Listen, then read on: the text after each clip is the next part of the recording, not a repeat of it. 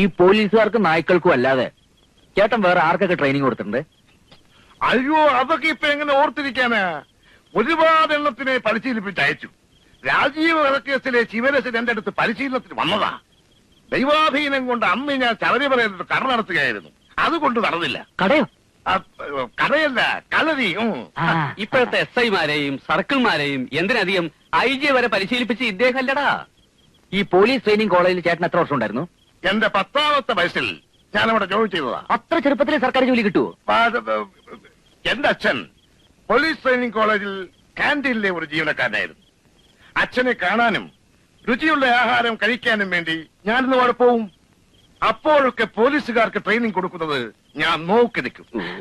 അന്നേ എന്റെ ഒരു ആഗ്രഹമായിരുന്നു വലുതാകുമ്പോ ഒരു ട്രെയിനർ ആകണമെന്ന്. ഗുരുവായൂരപ്പന്റെ കൃപ കൊണ്ട് അതേതായാലും സാധിച്ചു. പക്ഷേ ഒരു ദോഷം പറ്റി. കാന്റീനിലെ ആഹാരം സ്ഥിരമായി കഴിച്ച് കഴിച്ച് ഭക്ഷണത്തിനുള്ള താല്പര്യം അങ്ങ് പോയി.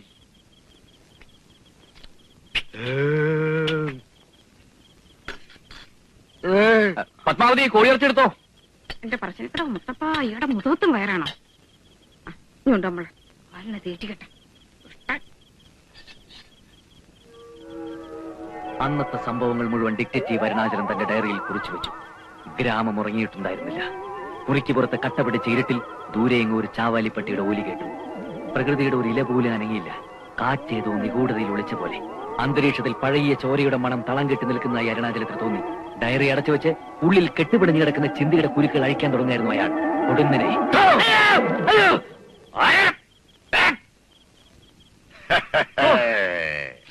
നിങ്ങളായിരുന്നോ? പേടി കാണുമെന്നറിയാമായിരുന്നു. അതിന്റെ അളവ് പരിശോധിക്കുകയായിരുന്നു ഞാൻ. വളരെ കൂടുതലാണ്. ഓ, രാത്രി ഡിറ്റക്റ്റീവ് നോവൽ വായിക്കുമ്പോ ഇങ്ങനെ പേടിപ്പിച്ച് ആരായാലും പേടിച്ചു പോയില്ലേ? ശരി, പുറത്തേക്ക് വന്നോളൂ. വളരെ പ്രധാനപ്പെട്ട ഒരു വിദ്യ ഇപ്പൊ തന്നെ ഞാൻ പഠിപ്പിച്ചേക്കാം.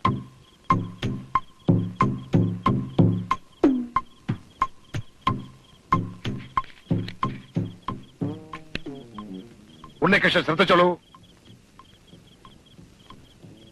തീപ്പെട്ടിക്കുള്ളി ഇങ്ങനെ വെച്ചിട്ട് തള്ളവിരലെ കൊണ്ട് നന്നായി അമർത്തി പിടിക്കണം.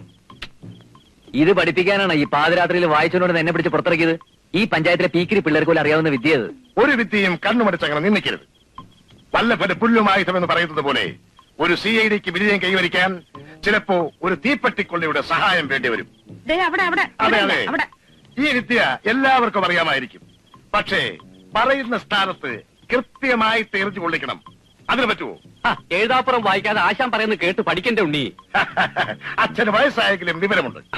നോക്കൂ, ആ തെങ്ങിൻ ചുവട്ടിൽ കിടക്കുന്ന കടലാസാണ് എന്റെ ലക്ഷ്യം. ഇവിടെ നിന്നുകൊണ്ട് ഞാനത് കത്തിച്ച് കാണിച്ചു തരാം. 1, 2, 3. കലക്കൻ ഉന്നാശാനെ. അപ്പുറത്തെ പപ്പനാവന്റെ പറമ്പിലേക്കാ പോയത്. ഇനി അവിടെ തീ പിടിക്കുവോ? നീ ആ കരുനാക്കൊണ്ടൊന്നും മിണ്ടാതിരിക്കും പത്മം. എന്തുകൊണ്ടാണ് ഉന്നം തെറ്റിയതെന്ന് ഞാൻ വിശദമാക്കി തരാം. തെറ്റ് ആദ്യം പഠിപ്പിച്ചിട്ട് പിന്നെ ശരി പഠിപ്പിക്കുക.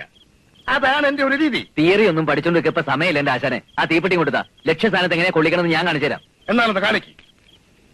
ആദ്യമായി കൊള്ളിയെടുത്ത് തള്ളവരൽ കൂട്ടകൻ അമർത്തി പിടിക്കുക. എന്നിട്ട്